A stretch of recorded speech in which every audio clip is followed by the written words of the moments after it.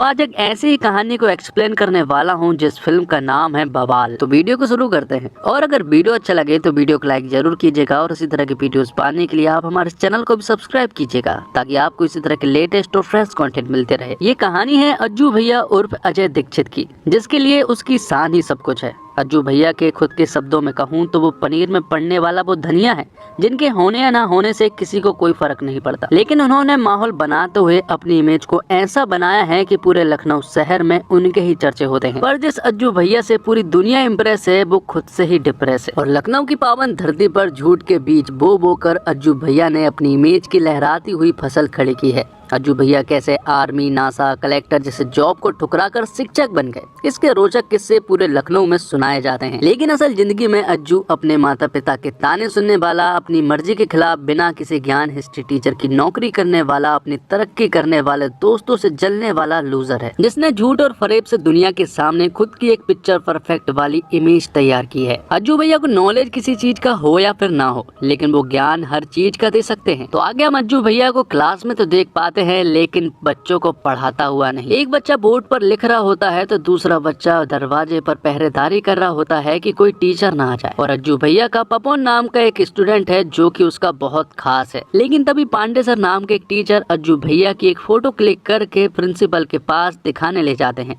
लेकिन यहाँ पर प्रिंसिपल को बिल्कुल भी यकीन नहीं होता है कि अज्जू भैया ऐसा कर सकते हैं, क्योंकि प्रिंसिपल को अज्जू भैया पर बहुत विश्वास है और वो पांडे सर को झूठा ठहरा देते हैं, जबकि पांडे सर को बहुत अच्छे से मालूम है कि अज्जू भैया क्या चीज है। तभी जो बच्चा पहरेदारी कर रहा होता है वो अज्जू भैया से कहता है कि प्रिंसिपल सर हमारे ही क्लासरूम की तरफ आ रहे हैं। तब सभी बच्चे अपनी अपनी जगह पर बैठ जाते हैं और अज्जू भैया पढ़ाने का नाटक करने लगते हैं। बोर्ड पर द्वितीय विश्व युद्ध के बारे में लिखा हुआ था जो कि अधूरा था, और जब एक स्टूडेंट से पूछा जाता है तो वो उसके बारे में सब कुछ सच बता देता है, जो देखकर प्रिंसिपल सर को बहुत अच्छा लगा था क्योंकि उस बच्चे ने आंसर सही दिया था। अब यहाँ से प्रिंसिपल सर का विश्वास अज्जू भैया के लिए और भी ज्यादा बढ़ जाता है क्योंकि वो ईमानदारी से काम कर रहे थे और पांडे को झूठा ठहरा देते हैं। अब रात को हम अज्जू भैया को उनके एक लौते दोस्त विपिन के पास देख पाते हैं जो कि साथ में बैठकर शराब पी रहे थे। अज्जू भैया यहाँ पर विपिन को बताता है कि उसके सारे दोस्त कुछ न कुछ बड़ा कर रहे हैं और मेरे पास करने को कुछ नहीं है सिवाय इस इमेज के, इसलिए मैं अपनी इमेज को नहीं खो सकता। अगर मैं कुछ ना भी करूं तब भी मैं अपने दोस्तों के लेवल का दिख सकता हूं। वो कहता है कि मेरी नौकरी ऐसी है कि काम पर जाने का मन नहीं करता और घर ऐसा है कि वापस आने का मन नहीं करता, क्योंकि अज्जू भैया के पिता हमेशा अज्जू के लिए ताने बाने बुनते रहते हैं। अब रात को अज्जू भैया जब नशे की हालत में घर पहुँचते हैं तो दरवाजा उसके पिता खोलते हैं और दरवाजा खोलते ही वो सबसे पहले अज्जू भैया को क्रेडिट कार्ड का बिल बताते हैं जो कि हाई फाई था, क्योंकि इमेज को बचाने के चक्कर में अज्जू भैया ने बहुत सारी ब्रांडेड चीजें मंगाई हैं। इसलिए अज्जू भैया के पिता भी अज्जू के ऊपर पैसा खर्च नहीं करते क्योंकि उन्हें मालूम है कि झूठी इमेज बनाने के चक्कर में ये बहुत सारा पैसा खर्च कर देगा। अब जब अज्जू अपने कमरे में जाता है तो वहाँ पर हम एक लड़की को सोता हुआ देख पाते हैं। यहाँ पर अज्जू एक ग्लास को उठाता है और वो उसे जमीन पर गिरा देता है, जिससे वो लड़की घबराते हुए उठती है। और यहाँ पर हमें मालूम चलता है कि इस लड़की का नाम निशा है और अज्जू और निशा दरअसल में शादीशुदा है। यहाँ पर अज्जू उससे कहता है कि आज मंगलवार है और आज बेड पर सोने का दिन उसका है। और यहाँ पर हमें मालूम चलता है कि निशा और अज्जू की बिल्कुल भी नहीं बनती है। अब वो क्यों नहीं बनती है इसके लिए मुझे आपको फ्लैशबैक की स्टोरी में ले जाना होगा। तो फ्लैशबैक की स्टोरी में हमें बताया जाता कि निशा एक इंडिपेंडेंट लड़की थी। वो बहुत खुश रहती थी और बहुत ही इंटेलिजेंट थी। उसने अपनी लाइफ को लेकर बहुत सारे सपने देखे थे। उसे जॉब करनी थी और अपनी लाइफ को एंजॉय करनी थी। हालांकि उसकी लाइफ में कोई लड़का नहीं था, इसके बावजूद वो बहुत खुश थी, लेकिन उसे उम्मीद थी कि जो लाइफ पार्टनर वो चुनेगी वो बेस्ट होगा। और फिर एक दिन निशा के लिए अज्जू का शादी का रिश्ता आता है और अज्जू की जिस तरह से इमेज थी उसे देखकर निशा जो है वो उस पर फिदा हो जाती है। निशा देखती है कि अज्जू का बिहेवियर बहुत अच्छा है और समाज में उसकी इमेज भी बहुत अच्छी है और अज्जू मिलनसार भी है। यहाँ पर निशा को ऐसा लगता है कि शायद उसका बेस्ट उसे मिल चुका है, जिसके बाद अज्जू और निशा बात करते हैं। यहाँ पर निशा पहले ही अज्जू को बता देती है कि उसे एक प्रॉब्लम है। निशा बताती है कि मुझे मिर्गी के दौरे पड़ते हैं, लेकिन ये मिर्गी के दौरे पिछले 10 सालों से तो नहीं आए हैं और अब आगे आए या फिर ना आए मुझे नहीं मालूम, लेकिन ये बताना बहुत जरूरी था। तो अब अज्जू को ऐसा लगता है कि शायद निशा को अब दौरे नहीं पड़ेंगे क्योंकि ये बचपन की चीजें होती है, अब तो सब ठीक हो गया होगा। इसलिए अज्जू हाँ कह देता है। और यहाँ पर अज्जू ने दरअसल निशा से शादी करने के लिए इसलिए माना था क्योंकि निशा जो है वो एक बहुत ही इंटेलिजेंट और टॉपर लड़की है। अगर निशा उसके साथ रहेगी तो उसकी इमेज और भी बढ़ जाएगी, इसलिए वो शादी के लिए हाँ कह देता है। और फिर कुछ दिनों के बाद उन दोनों की शादी हो जाती है। शादी तो बहुत ही अच्छे तरीके से हुई थी और सभी लोग बहुत ज्यादा खुश थे।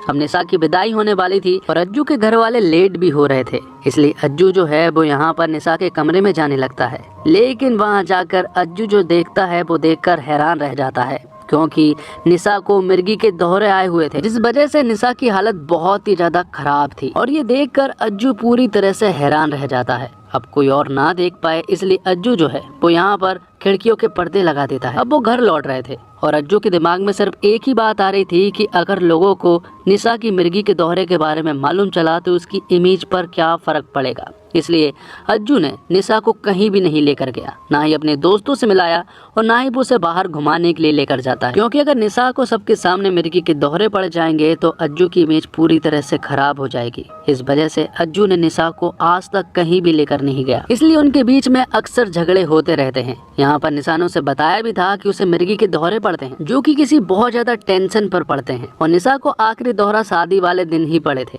और अब 8 महीने बीत चुके हैं, लेकिन उनके बीच कुछ भी नहीं हुआ है। और यहाँ पर अज्जू निशा से उल्टी सीधी 2 बातें बोल देता है, जो सुनकर निशा को बुरा लगता है और वो अज्जू को थप्पड़ लगा देती है। थप्पड़ लगने के बाद अज्जू निशा से कहता है कि अगर इमेज की प्रॉब्लम नहीं होती ना तो अब तक मैं तुम्हें कई बार छोड़ चुका होता। अब निशा को मायके जाना था, लेकिन अज्जू वहाँ भी उसे छोड़ने के लिए नहीं जाता है। वो बहाने बना देता है कि उसे स्कूल में कुछ इम्पोर्टेंट काम है, इसलिए वो नहीं जा सकता, क्योंकि पिछली रात से ही अज्जू का दिमाग खराब तो हो ही चुका था और वो स्कूल में जाकर भी किसी से भी ठीक से बात नहीं कर रहा होता है। लेकिन तभी यहाँ पर एक स्टूडेंट उठता है और वो अज्जू से वर्ल्ड वॉर 2 के बारे में कुछ क्वेश्चंस पूछने लगता है, लेकिन अज्जू उससे कहता है कि ये क्वेश्चन पेपर में नहीं आएगा। लेकिन फिर भी वो बच्चा जिद करने लगता है तो अज्जू उस बच्चे को थप्पड़ लगा देता है और चुपचाप बैठने को कहता है। जिसके बाद हम निशा के मायके का सीन देख पाते हैं, जहाँ पर कि निशा की माँ निशा को देखकर समझ गई थी कि उसकी हालत ठीक नहीं है। निशा ने भी अपनी माँ को सब कुछ सच सच बता दिया था। निशा की माँ कहती है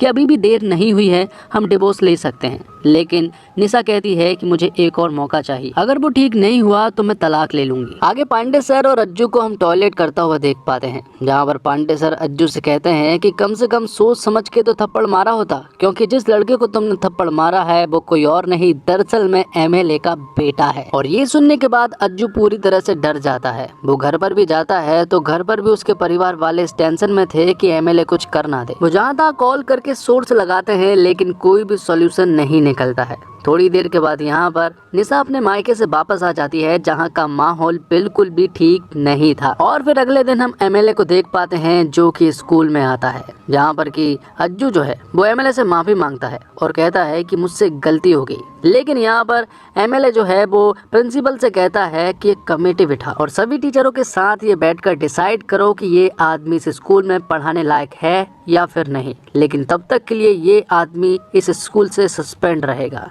इसलिए अज्जू को 1 महीने के लिए सस्पेंड कर दिया जाता है। अब अज्जू जब बाहर आता है तो उसकी इमेज पर तो फर्क पड़ा था, क्योंकि सभी लोग अज्जू को घूर कर देख रहे थे, बच्चे भी उससे नहीं डर रहे थे।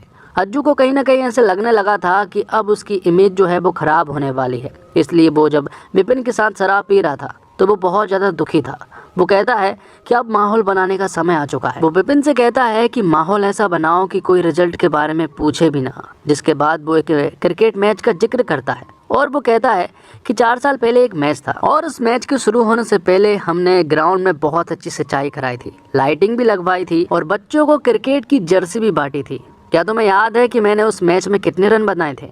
जिस पर कि विपिन उनसे कहता है कि शायद आपने 70 से 80 रन बनाए थे, लेकिन अज्जू उससे कहता है कि मैंने सिर्फ 5 रन बनाए थे। लेकिन जो माहौल बनाया था उस माहौल को देखकर सभी को अभी भी ऐसा ही लगता है कि मैंने 70-80 रन ही बनाए होंगे, क्योंकि ऐसा माहौल बनाने के बाद रिजल्ट कोई नहीं देखता। तो अब अज्जू भैया को माहौल तो बनाना है, लेकिन उन्हें समझ नहीं आ रहा था कि वो कैसे माहौल बनाए। जिसके बाद वो अपने सबसे चहेते स्टूडेंट से मिलते हैं, जिसका नाम पपन होता है। पपन उनसे कहता है कि आपके पीरियड में तो सारे बच्चे बहुत एंजॉय करते हैं, क्योंकि जो आप वर्ल्ड वॉर 2 पढ़ाने वाले थे उसकी जगह पर गेम का पीरियड लगता है। तभी अज्जू के दिमाग में एक आइडिया आता है और वो तुरंत ही प्रिंसिपल सर से मिलने के लिए पहुंच जाता है। वो उनसे कहता है कि मैं इस महीने बच्चों को वर्ल्ड वॉर 2 के बारे में पढ़ाने वाला था, लेकिन अब मैं सस्पेंड हो चुका हूँ। लेकिन मैं ऐसे नहीं बैठने वाला, क्योंकि मैं बच्चों को पढ़ा कर मानूंगा। मैं यूरोप जा रहा हूँ, जहाँ से वर्ल्ड वॉर 2 शुरू हुआ था, और वहाँ पर जाकर मैं बच्चों को लाइव क्लास देकर वीडियो के द्वारा पढ़ाऊंगा, क्योंकि मैं अपने बच्चों को लॉस में नहीं डाल सकता। जिसकी टिकटें भी उसने बुक करा ली है, जो कि 3,20,000 की थी। जिसके बाद अज्जू विपिन से मिलता है और वो उससे कहता है कि वो नौकरी तो आज ही छोड़ दे,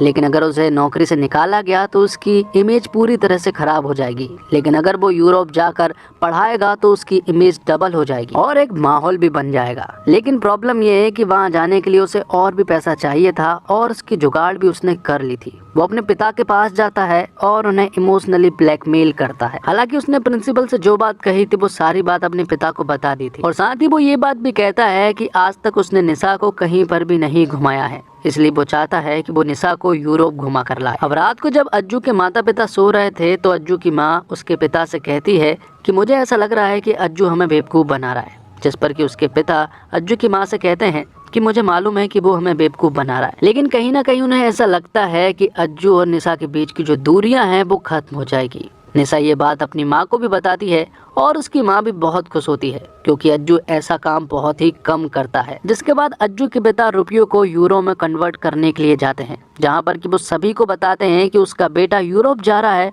और वहाँ से वो बच्चों को वर्ल्ड वॉर 2 के बारे में पढ़ाएगा। यहाँ पर अज्जू की माँ ने निशा को भी कुछ यूरो दे दिए थे, क्योंकि उन्हें मालूम है कि अज्जू उसे पैसे नहीं देगा। अब जब अज्जू अपने घर पर आता है तो यहाँ पर निशा अज्जू से गले मिलते हुए उसे थैंक्स कहती है और उससे कहती है कि वो बहुत एक्साइटेड है। लेकिन तभी अज्जू उससे कहता है कि ज़्यादा एक्साइटेड होने की कोई ज़रूरत नहीं है, क्योंकि तुम यूरोप नहीं जा रही हो, बल्कि मैं अकेला ही जा रहा हूँ। तुम मेरे साथ सिर्फ एयरपोर्ट तक चलोगी, वहाँ से तुम अपने घर चली जाओगी। वो इसलिए क्योंकि अगर मैंने तुम्हें एयरपोर्ट तक लेकर नहीं गया तो घर वालों से उसे पैसे नहीं मिलेंगे। ये सुनने के बाद निशा बहुत रोती है और उसकी माँ की कही हुई बात उसे याद आती है कि तलाक अच्छा निर्णय था। लेकिन तभी निशा अपने सामान की पैकिंग करने लगती है और वो अज्जू से कहती है कि वो जा रही है घर नहीं बल्कि यूरोप।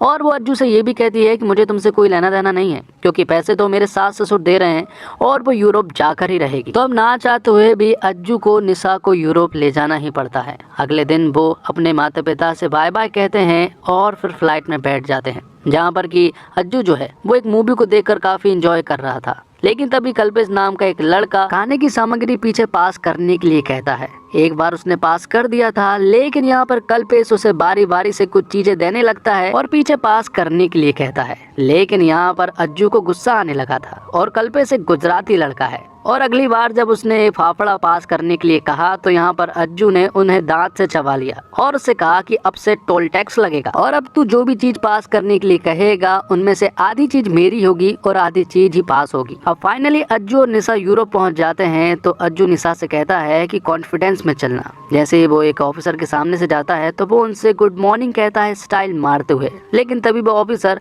अज्जू को अपने पास बुला लेता है क्योंकि वो उसकी सामान की चेकिंग करना चाहते थे।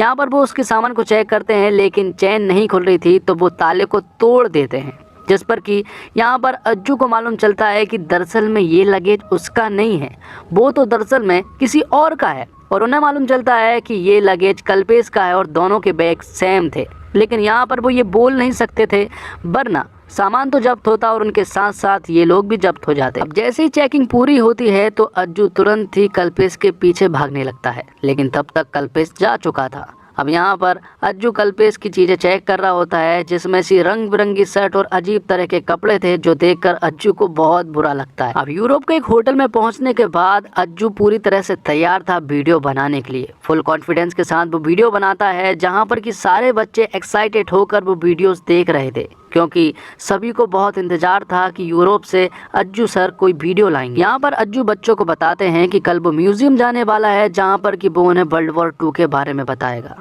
आगे हम देखते हैं कि अज्जू कल्पेश के कपड़े पहन कर आता है, जो कि पूरी तरह से बेढंगे थे और वो ठीक से भी फिट नहीं हो रहे थे।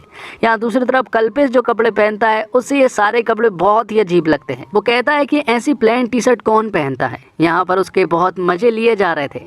कल्पेश की माँ भी कहती है कि ऐसी प्लेन टी शर्ट तो कोई गमी पर भी ना पहने। तो निशा और अज्जू घूमने के लिए जाने वाले थे, लेकिन अज्जू को घूमने में कोई इंटरेस्ट नहीं है। वो कह रहा है मैं तो वर्ल्ड वॉर 2 के बारे में जानने के लिए म्यूजियम जा रहा हूँ। तो यहाँ पर निशा अकेले ही यूरोप घूमने के लिए निकल पड़ती है।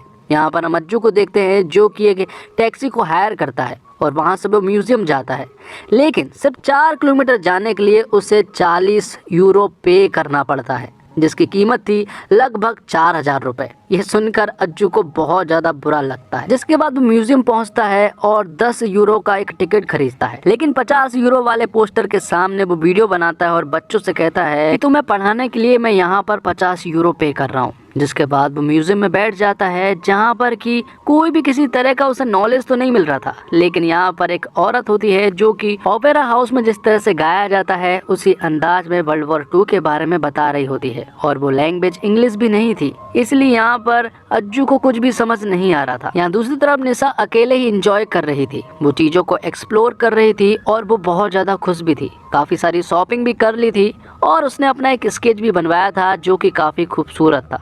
यहाँ दूसरी तरफ अज्जू पूरी तरह से फ्रस्ट्रेट हो चुका था, उसे यहाँ से जाने भी नहीं दे रहे थे, लेकिन फाइनली उसे जब जाने का मौका मिला तो उसका दिमाग पूरी तरह से खराब हो गया था। अब वो कुछ खाना चाह रहा था, लेकिन कोई भी चीज 8-10 यूरो से नीचे की थी ही नहीं, जो कि काफी महंगी थी, इसलिए यहाँ से वो चला जाता है। जाने के बाद उसे लगता है कि कहीं ना कहीं कल्पेश के ये पैंट शर्ट उसे बदल लेना चाहिए, इसलिए वो कपड़े लेने के लिए जाता है, जहाँ के 100 यूरो से कम के कपड़े नहीं थे, इसलिए वो यहाँ से सिर्फ एक अंडरवेयर खरीदता है और तुरंत ही अपने रूम में वापस आ जाता है। वापस आने पर वो देखता है कि निशा ने काफ़ी चीज़ें खरीदी हुई है और वो उन्हें देखकर समझ जाता है कि निशा ने यहाँ पर बहुत इंजॉय किया है। वो यहाँ पर निशा के मोबाइल में चोरी छुपे फोटोज भी देखता है और जैसे ही निशा यहाँ पर आने वाली होती है तो वो तुरंत ही अपने बेड पर लेट जाता है। जिसके बाद वो उसे बताता है कि उसने तो बहुत इंजॉय किया है, लेकिन निशा उसे देखकर समझ गई थी कि अज्जू ने कुछ भी नहीं किया है। तब यहाँ पर अज्जू सब कुछ सच सच बता देता है कि उसका दिन बहुत ही ज़्यादा खराब था और वो निशा से कहता है कि क्या तुम कल मेरे साथ चल सकती हो, क्योंकि एक तुम ही मेरा सहारा हो जो मुझे यूरोप घुमा सकती है, क्योंकि तुम्हें काफ़ी कुछ नॉलेज है और ये अनजान देश है। अगर तुम मेरा सहारा नहीं बनोगी तो मैं इस देश में कैसे सरवाइव कर पाऊंगा। तब निशा यहाँ पर अज्जू से कहती है कि जब लड़की की शादी होती है तो ससुराल भी उसके लिए एक नए देश की तरह होता है और उसका आखिरी सहारा उसका पति होता है, लेकिन वो सहारा तुम कभी भी नहीं बन पाए। लेकिन टेंशन मत लो, मैं तुम्हारी मदद जरूर करूंगी, क्योंकि मैं तुम्हारी तरह नहीं हूँ। अब अगले दिन वो दोनों घूमने के लिए निकलते हैं, जहाँ पर कि अज्जू ने कल्पेश की बहुत ही अच्छी चमचमाती शर्ट पहनी हुई थी। सबसे पहले वो लोग आईफिल टावर के पास जाते हैं, जहाँ पर कि निशा उसे बताती है कि जब हिटलर ने पेरिस पर अटैक किया था तो यहाँ के सभी लोग भाग गए थे, वो इसलिए क्योंकि वो इस खूबसूरत शहर को बर्बाद होता नहीं देखना चाहते थे। और आज जिस जगह पर वो खड़े हुए हैं ये व्यू भी हिटलर के हाथों नहीं लगा था, क्योंकि हिटलर ने जब अटैक किया था तो उन्होंने यहाँ की सीढ़ियों को भी तोड़ दिया था ताकि कोई भी ऊपर ना आ पाए। अब जो बात निशा ने अज्जू को बताई थी, अज्जू ने ये सारी बात वीडियो के द्वारा अपने बच्चों को बता दी थी। सभी बच्चे इन वीडियोस को देख रहे थे और यहाँ तक कि एमएलए भी इन वीडियोस को देख रहा था। जिसके बाद हम अज्जू और निशा को एक जगह पर देख पाते हैं, जहाँ पर कि वो दोनों साथ में फ़ोटो खिंचाना चाहते थे। वो एक आदमी को मोबाइल देते हैं और वो आदमी उनसे कहता है कि तुम दोनों पलट जाओ और मेरे 3 कहने पर वापस मुड़ना। लेकिन तभी वो आदमी उनका मोबाइल लेकर भागने लगता है।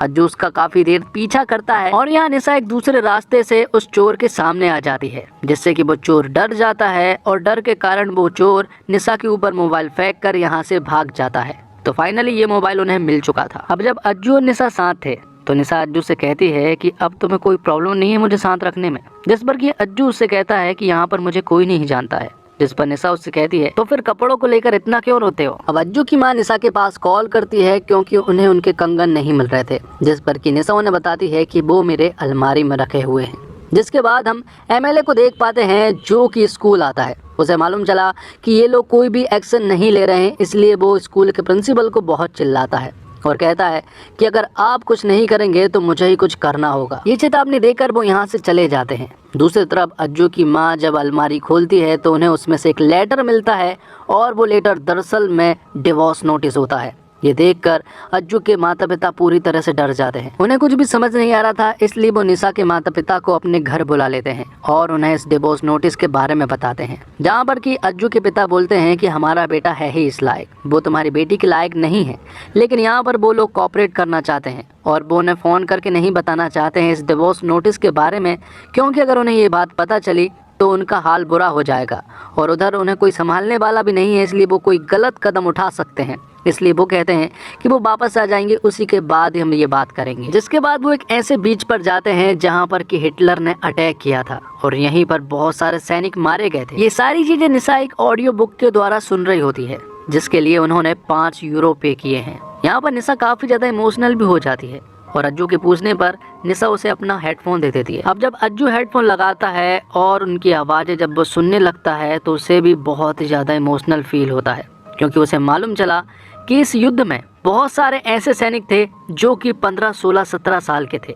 कई लोग पहली बार लड़ रहे थे और कई बार आखिरी बार, और 1 घंटे के अंदर हिटलर के सारे सोल्जर्स ने इन सभी को मार गिराया था। ये सारे सोल्जर्स सिर्फ उन्हें प्रोटेक्ट कर रहे थे कि ताकि हम 1 घंटे तक शहर में जाने से इन सोल्जरों को रोक पाए। तो अज्जू भैया वीडियो के द्वारा बच्चों को बताते हैं कि टीवी में वॉर के बारे में जानकर लोगों को बताना बहुत आसान है, लेकिन वॉर के परिणाम तो वही जानता है जिसने वॉर लड़ी हो या फिर देखी हो। तो इन सोल्जरों की सच्ची श्रद्धांजलि यही होगी कि इन लोगों को भूला ना जाए और इन्हें सिर्फ इसलिए याद न रखा जाए कि ये एग्जाम में आएगा। जिसके बाद निशा अज्जू से पूछती है कि तुम्हें अपनी इमेज इतनी प्यारी क्यों है, जिस पर कि अज्जू से कहता है कि तुम सभी लोग टॉप क्लास के लोग हो और मैं एवरेज। मैं टॉप बन नहीं सकता, लेकिन मैं टॉप की तरह दिख सकता हूँ और यही मेरी इमेज है। मैं पनीर की सब्जी का वो धनिया हूँ जिसके होने या ना होने से किसी को कोई फर्क नहीं पड़ता, लेकिन मैंने अपनी इमेज पनीर जैसी बनाई है ताकि अब मैं तुम जैसे लोगों के साथ बैठूं तो मैं तुमसे कम न लगूं। अब वो दोनों जब बात कर ही रहे होते हैं कि तभी अज्जू के पास बिपिन का कॉल आता है। बिपिन अज्जू को बताता है कि एमएलए का दिमाग खराब हो गया है और जो तुम वीडियोस डाल रहे हो उनकी वजह से तो और हो गया है, वो कुछ बड़ा प्लान कर रहा है। ये सुनने के बाद अज्जू को डर लग जाता है और वो निशा से कहता है कि मैं वापस इंडिया जा रहा हूँ, लेकिन निशा उससे कहती है कि तुम जरूर कुछ अच्छा कर रहे हो, इसी वजह से एमएलए तड़फड़ा रहा है। मैं चाहती हूँ तुम ये काम करते रहो, तुम अच्छा कर रहे हो इसलिए तो एमएलए को तकलीफ हो रही है, इसलिए मैं चाहती हूँ तुम एंजॉय करो। और फिर एक दिन अज्जू को कल्पेश मिल जाता है। दोनों एक दूसरे से झगड़ा करने लगते हैं और एक दूसरे का लगेज मांगने लगते हैं, लेकिन कल्पेश ने अपना बैग जो है वो अपने रिश्तेदारों के पास छोड़ आया था और वो तो यहाँ पर घूमने के लिए आया था। तो अज्जू से कहता है कि जब तक मेरा बैग मुझे नहीं मिलेगा तब तक तुम्हें भी तुम्हारा बैग नहीं मिलेगा, लेकिन वो चाहते हैं कि कम से कम एक जोड़ी कपड़े का तो वो अदला बदला करें, जिस पर कि जो कपड़े कल्पेश और अज्जू ने पहने थे वो अदली बदली कर लेते हैं। जो कपड़े पहनकर कल्पेश बहुत नाचता है क्योंकि उसके मनपसंद कपड़े हैं। अब यहाँ से अज्जू और निशा एक होटल रूम में जाते हैं जहाँ का टॉप फ्लोर पर उनका रूम था और लिफ्ट भी पूरी तरह से खराब थी। तो अज्जू अकेला ही इन भारी भरकम बैग को ऊपर वाले फ्लोर पर ले जाता है। ले जाते वक्त उसकी हालत पूरी तरह से खराब हो जाती है। तब यहाँ पर निशा उसे पानी पिलाती है और खाना भी खिलाती है, जो देखकर अज्जू को बहुत अच्छा लगा था। जिसके बाद अगले दिन ये लोग एनी फ्रैंक के बारे में जानने के लिए निकल पड़ते हैं, जहाँ पर कि उन्हें मालूम चलता है कि एनी फ्रैंक ने 13 साल की उम्र में डायरी लिखना शुरू किया और जब जर्मन यहूदियों को ढूंढकर मार रहे थे तब एनी फ्रैंक और उसके परिवार वाले एक खुफिया रूम में छिप गए थे, जहाँ पर नीचे एक वेयर हाउस था। उसके खुलने से पहले इन्हें सुबह के सारे काम करने पड़ते थे। जैसे ही वेयर हाउस खुल जाता था उसके बाद ये कोई भी आवाज नहीं करते थे। इनके पास कुछ नहीं था लेकिन फिर भी ये खुश थे और यहाँ निशी और अज्जू के पास सब कुछ है फिर भी ये खुश नहीं है। अज्जू ये स्टोरी वीडियो के द्वारा बच्चों को भी सुनाता है कि एनी फ्रैंक राइटर बनना चाहती थी, इसके बावजूद मुश्किल हालातों में उसने अपनी डायरी लिखना बंद नहीं की। एनी फ्रैंक तो नहीं बच पाई लेकिन उसकी डायरी बच गई थी और उसकी डायरी की वजह से आज भी वो करोड़ों लोगों के दिल में जिंदा है। अज्जू और निशा ने ये सारी चीजें महसूस की थी। अज्जू निशा से कहता है कि अगर ये तुम्हारा आखिरी दिन होगा तो तुम क्या करना चाहोगी, जिस पर निशा अज्जू से कहती है कि मैं कोई महंगी सी ड्रेस पहनकर किसी महंगे से क्लब में जाकर बियर पीना चाहूंगी, जिस पर कि अज्जू से एक ड्रेस दिलाता है जो कि बहुत ही खूबसूरत थी, जिसे देखकर अज्जू देखता ही रह जाता है। जिसके बाद वो लोग एक क्लब में जाते हैं और वहां जाकर वो दोनों बियर पीते हैं। बियर पीते पीते वो दोनों एक दूसरे की फेवरेट चीजें जानने की कोशिश करने लगते हैं, जो कि उन्होंने कभी भी नहीं किया था। उन्हें एक दूसरे की फेवरेट फिल्म तक नहीं मालूम थी, लेकिन अब सब कुछ मालूम चल गया है। लेकिन उनके बीच कोई भी मैच नहीं हो रहा था, जिस पर कि निशा उससे कहती है कि कभी कभी मैच होना जरूरी नहीं होता, बस साथ रहना जरूरी होता है। अब आगे हम दोनों को रोमांटिक डांस करता हुआ देख पाते हैं और सभी लोग उन्हें देख रहे थे और इसकी एक वीडियो भी बन रही होती है। अब आगे चलकर दोनों एक दूसरे के साथ रहने लगते हैं, दोनों यूरोप को एंजॉय करने लगते हैं। अब अज्जू भी कहीं ना कहीं निशा को पसंद करने लगा था। दोनों बहुत ज्यादा खुश थे और यहाँ पर निशा ने वो डांस वाली वीडियो जो है वो शेयर कर दी थी। अब वो दोनों साथ में बैठकर जब बात कर रहे होते हैं तभी बिपिन का कॉल आता है अज्जू के पास। बिपिन अज्जू से कहता है कि तुम्हारा रोमांटिक डांस देखकर पूरे लखनऊ में हलचल मच गई है। सभी को ऐसा लग रहा है कि तुम वहाँ पर वर्ल्ड वॉर 2 के बारे में पढ़ाने नहीं बल्कि अपना हनीमून मनाने के लिए गए हो। ये सुनने के बाद अज्जू तुरंत ही निशा के पास जाता है और वो सब बहुत ही ज्यादा चिल्लाता है। यहाँ पर निशा अज्जू की झूठी इमेज के बारे में बात करने लगती है, जिस पर कि अज्जू निशा से चिल्लाते हुए कहता है कि मुझे लाइफ में कभी भी कुछ नहीं मिला और लाइफ पार्टनर भी मिली तो वो भी डिफेक्टेड। ये सुनने के बाद निशा का दिमाग खराब हो जाती है और वो यहाँ से चली जाती है। यहाँ पर अज्जू को भी बहुत ज्यादा बुरा लगा था और उसे ये एहसास होने लगा था कि उसकी झूठी इमेज कभी भी कहीं भी काम नहीं आने वाली। और वो हिटलर की फोटो के सामने खड़ा होकर एक बात सोचता है कि झूठ और दिखावे के सहारे जो इमेज बनती है वो ज्यादा दिनों तक नहीं होती। और ये सीख हमें हिटलर की लाइफ से ही मिलती है, क्योंकि यहाँ भी ऐसा ही हाल है। क्योंकि जहाँ पर हिटलर की मौत हुई थी वहाँ पर सिर्फ एक कार पार्क है। क्योंकि अंत में तुम्हारा सभी लोग सच ही याद रखेंगे, झूठ नहीं। जिसके बाद अज्जू कल्पेश के पास कॉल करता है और उसे एक जगह पर बुलाता है, क्योंकि उन्हें लगेज एक्सचेंज करना था। और यहाँ पर अज्जू जब कल्पेश का लगेज पैक कर रहा होता है तभी यहाँ पर निशा आती है। वो उससे कहती है कि वो कल इंडिया जा रही है। आगे हम देखते हैं कि कल्पेश और अज्जू अपना बैग एक्सचेंज करते हैं और फिर साथ में एक म्यूजियम में जाते हैं, जहाँ पर कि वो कुछ चीजें देख रहे होते हैं। उन्हें यहाँ पर एक बैग दिखाई पड़ता है, जिसे देखकर कल्पेश कहता है कि इस छोटे से बैग में कोई क्या क्या चीज रख सकता है। जिस पर कि अज्जू उससे कहता है कि जब सिर्फ तुम्हारे पास आधे घंटे हो ना, तो तुम्हें ये एहसास ही नहीं होगा कि तुम इस चीज में क्या रख सकते हो। और तभी कल्पेश उससे कहता है कि अगर तुम्हारे पास आधे घंटे हो तो तुम इस बैग में क्या क्या रखोगे। जिस पर कि अज्जू उस चीज को महसूस करने लगता है। वो यहाँ पर देखता है कि उसने ढेर सारे जूते रखे हुए हैं, बेल्ट रखे हुए हैं, सनग्लासेस रखे हुए हैं। लेकिन तभी उसे इस बात का एहसास होता है कि इसमें अपने माता पिता की एक फ़ोटो होनी चाहिए। और उसे इस बात का भी एहसास होता है कि इसमें निशा की भी फ़ोटो होनी चाहिए। इस बैग की तरह अज्जू की लाइफ भी है। उसके पास दिखावे की कई सारी चीज़ है, लेकिन उसकी लाइफ में अपने माता पिता और अपनी पत्नी की जगह नहीं है, जबकि इनका होना ज़रूरी है। जिसके बाद अज्जू निशा के पास जाता है और वो उससे माफ़ी मांगता है। वो उससे कहता है कि मैंने बहुत बड़ी बड़ी गलतियाँ की है, लेकिन मुझे एक और मौका चाहिए। जिसके बाद वो लोग एक आखिरी जगह पर घूमने के लिए जाने लगते हैं, क्योंकि अब बस 3 दिन बचे हुए थे। उससे पहले वो लोग अपने माता पिता के पास कॉल करते हैं, जहाँ पर कि वो उन्हें बताते हैं कि वो 3 दिनों के बाद लखनऊ लौटेंगे। अब निशा और अज्जू एक ऑस्टिच नाम की एक जगह पर जाते हैं, जहाँ पर कि हिटलर ने 13 लाख लोगों को बंदी बनाया हुआ था। इनके पास खाने को सिर्फ इतना था कि वो सिर्फ अपनी भूख भी नहीं मिटा सकते थे, सिर्फ जिंदा रह सकते थे। पानी भी आधा लीटर मिला करता था और 13 लाख लोगों में से 11 लाख लोग मर गए थे। और यहाँ पर किसी भी चीज के इनकार के लिए उनकी सजा मौत हुआ करती थी। आगे ये एक ऐसी जगह पर जाते हैं जहाँ पर कि इन 13 लाख लोगों में से एक इंसान बच गया था। वो अपनी पूरी स्टोरी सभी को बताता है और ये स्टोरी कहीं ना कहीं अज्जू और निशा की कहानी से मैच होती है। वो बताता है कि मेरी पत्नी से मेरी बनती नहीं थी, हालांकि मैंने उसे कभी नहीं मारा, लेकिन मैंने उसे ज़्यादा अटेंशन भी नहीं दी थी। जो प्यार वो डिजर्व करती थी मैंने वो उसे कभी भी नहीं दिया। और जब हम लोग हिटलर के कैद खाने में पहुँचे तो उसे सिर्फ एक ही बात अखरती थी कि जब वो सुबह उठता था तो अब उसे वो फेस देखने को नहीं मिलेगा। उन्हें 23 घंटे इंतजार करने के बाद 1 घंटा मिलने को मिलता था और ये 23 घंटे इसी बेसब्री में निकल जाते थे कि 1 घंटा उन्हें मिलने को मिलेगा। लेकिन एक दिन उसकी पत्नी वापस नहीं लौटी, जो कि उसे मालूम था कि वो एक दिन नहीं लौटेगी। इसलिए तुम्हारी जिंदगी में जो भी स्पेशल हो उसे बहुत प्यार करना, क्योंकि इस जिंदगी का कोई भरोसा नहीं है। यहाँ दूसरी तरफ प्रिंसिपल जो है वो अज्जू के खिलाफ कोई भी एक्शन नहीं ले रहे थे, इसलिए एमएलए अज्जू की क्लासरूम में पहुंच जाते हैं, जहां पर कि वो सारे बच्चों का एक सरप्राइज टेस्ट लेते हैं। अब आगे अज्जू और निशा एक ऐसे चैम्बर में जाते हैं जहां पर कि हिटलर काम के द्वारा यहां पर लोगों को लाता था और उन्हें बेरहमी से मार दिया करता था। ये सारी चीजें अज्जू और निशा महसूस कर रहे थे, लेकिन तभी अचानक से निशा को मिर्गी के दौरे पड़ने लगते हैं और ये देखकर अज्जू बहुत ज्यादा घबरा जाता है। वो तुरंत ही निशा के पास जाता है, उसका सर अपने गोद में लेता है और सभी को बताता है कि ये मेरी बीबी है और वो उसका आखिरी तक हाथ नहीं छोड़ता है। जिसके बाद निशा ठीक हो जाती है तो अज्जू अब बिल्कुल निशा के साथ रहने लगता है।